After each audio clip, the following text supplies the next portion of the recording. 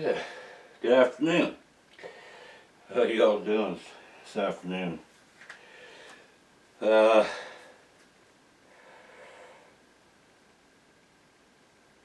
on this April day of April 12th,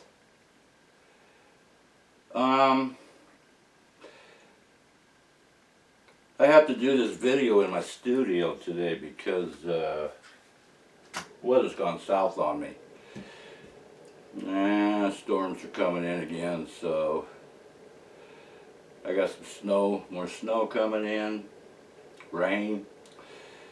And because that kind of screwed things up, I was going to go out today and return back to the area where I had that experience with that cryptid entity. And that way there you could have gotten a whole visual of exactly, how it went down and exactly and where. And I was going to run that through with you. And consequently, I can't. But as soon as weather clears up, I will return back to that area and I will go through it with you. And I will film it. I will explain to you, break it down on exactly the events that happened that day. Nonetheless, I told you I was going to dig deeper into it, which I did. So for about the last week, I've been really digging a lot deeper on the cryptid creature called the Dogman. Now, I think there's probably quite a few out there that probably don't believe what I saw. And you probably don't believe that it even exists. But I have always said it throughout the years, and especially in cryptozoology, which is nothing other than what? The study of unknown creatures. Why do they have that type of study? Because they know they do exist. We just don't know what they are, who they are, or where they come from, and where they actually dwell at.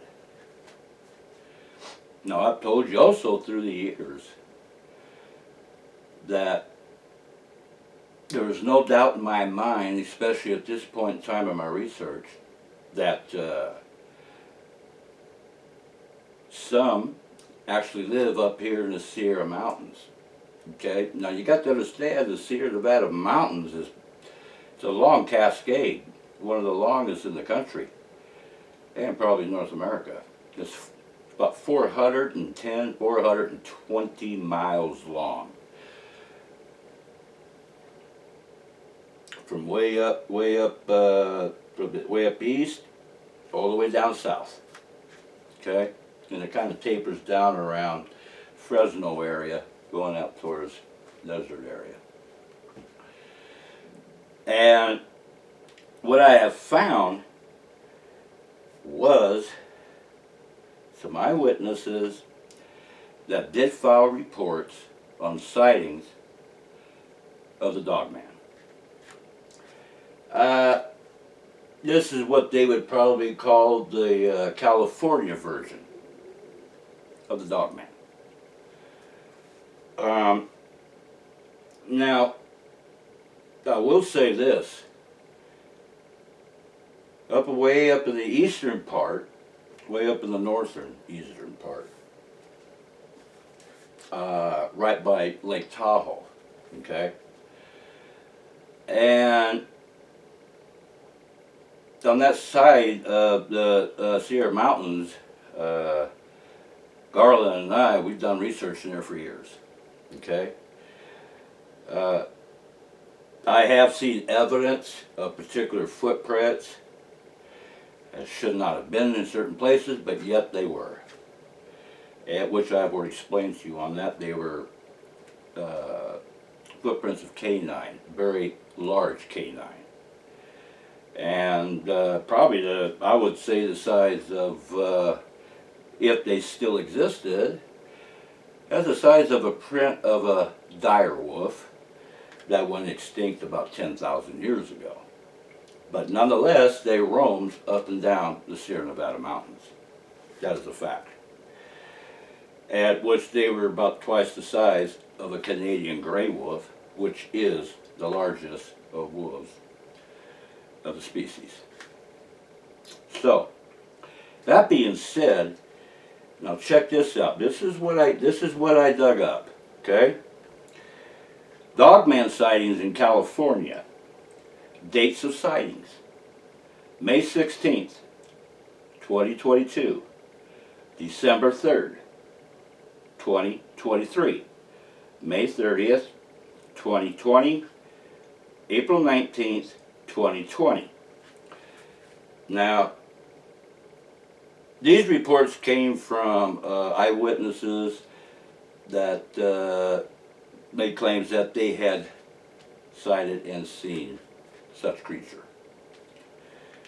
and described it as appearing to look like a wolf and at least 6 feet tall. Okay? Kind of rings a bell, huh? It's like what I saw. Remember I told you it was probably 6 feet or a little taller. Places of sightings. Azusa Canyon, San Gabriel Mountains. The mountain base near the Redlands. And you ready for this? Even Sacramento County. And Jedediah Smith Redwood State Park. Now, these are filed reports that have, they've already been validified, whatever. And so what they do is when you file a report, it goes on record, okay? And usually what people do, like especially in the, you know, because you're seeing these in the mountain type areas. So usually what people do when they want to file a report, they'll usually go to a local agency.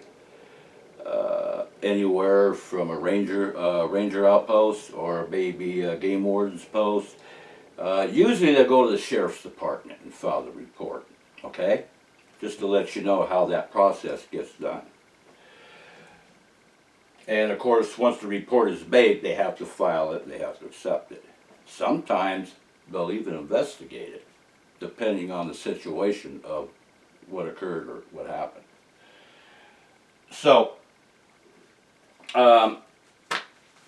in the Shasta area, where I'm at, I have not found, and no one has contacted me yet, that they have seen what I saw. Okay? But that does not mean they're not here. Obviously, what I saw last week. And for the simple reason, in a lot of these reports too, it's the same scenario. They seem to appear,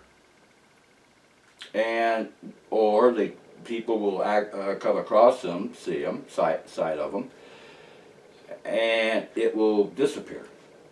In other words, it just evades, gone, disappears. So,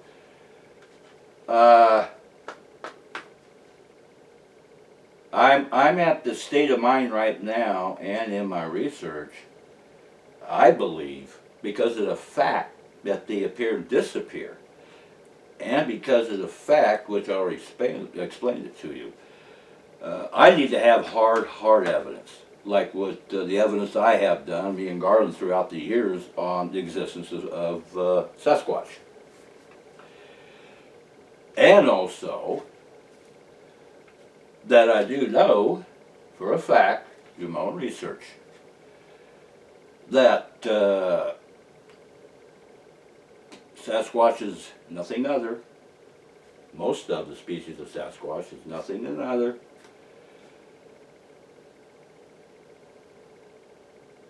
than hybrid hominins from two hominin species that existed 2 million years ago, okay? And I've already explained that to you several times. And which is why I say, which relates to anthropology,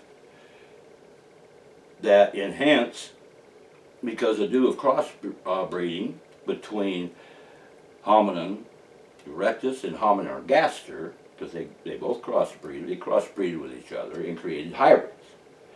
And that's basically the origins of Sasquatch, okay? So that is why you will hear eyewitness sightings where they'll say that in the face area and even their physical makeup is very similar to human. That's self-explanatory at that point. So what I'm saying is my conclusion on the dog man is pretty simple to me now. Considering everything that I've studied on it and done research on it and my own experience. I'm absolutely a believer that it does not come from this world. It comes from the other world. And I've explained that to you before, many times. Which I've told you before, there is another world within our world.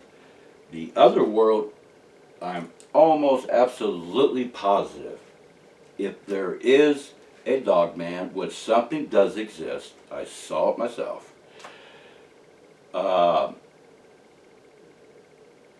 it definitely, most likely would have to come from the other world. And that explains why it could appear and disappear. It's kind of self-explanatory, okay? Oh, and last night, I believe it was around 9:05. Check my. I wrote down last night. Where'd you go? Yeah. Last night, which would have been April 11th, at exactly 9:05 p.m.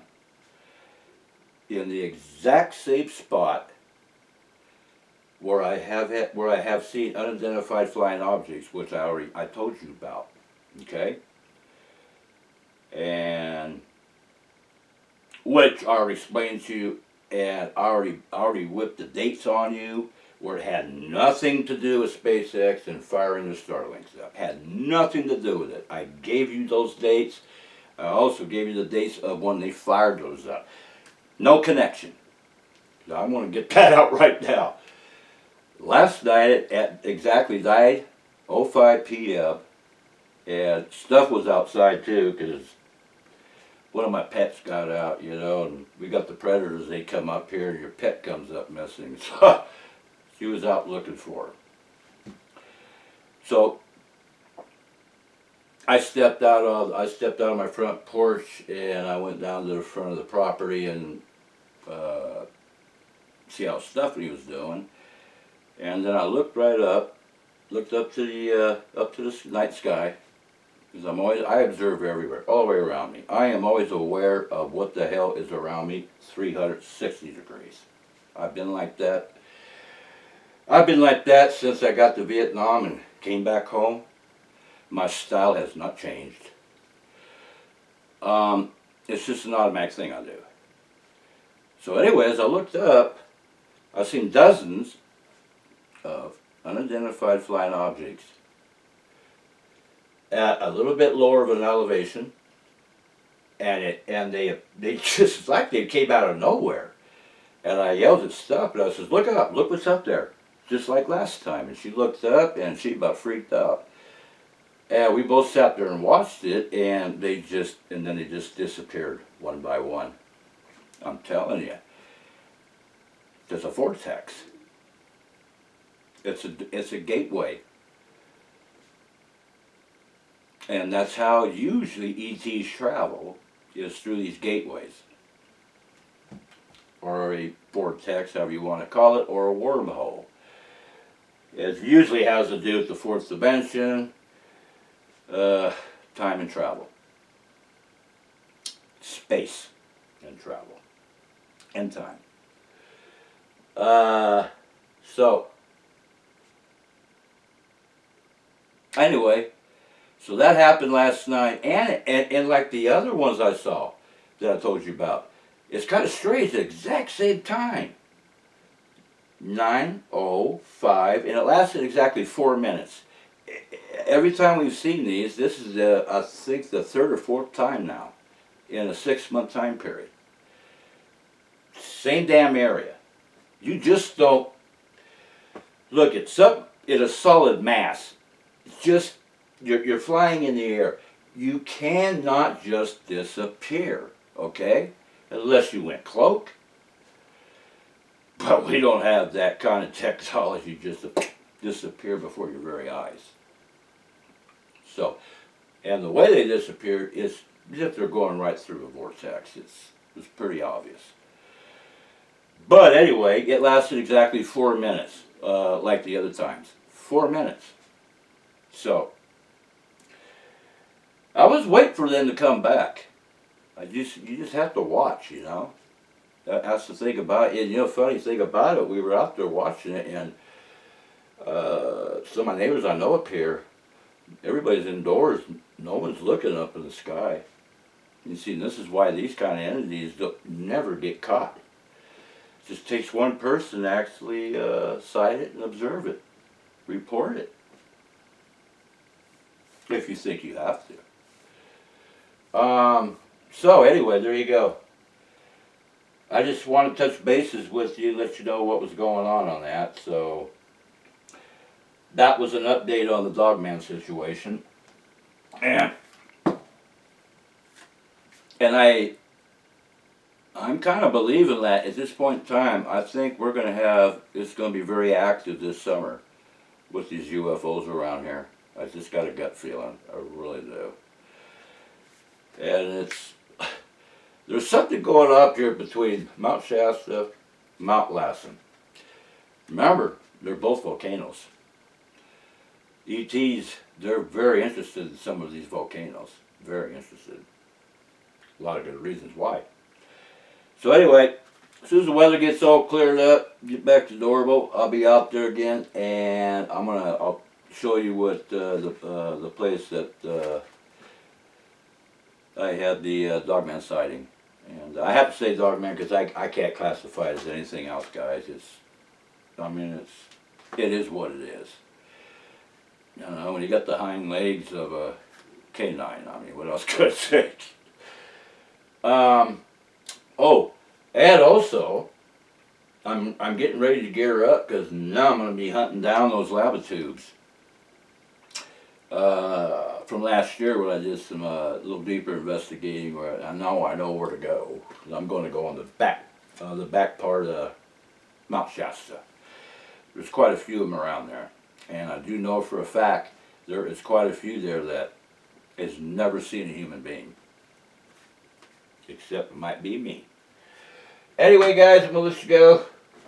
You guys have a good weekend. Okay? Be safe. Be good. I'll catch you later. I gotta go, guys. Bye.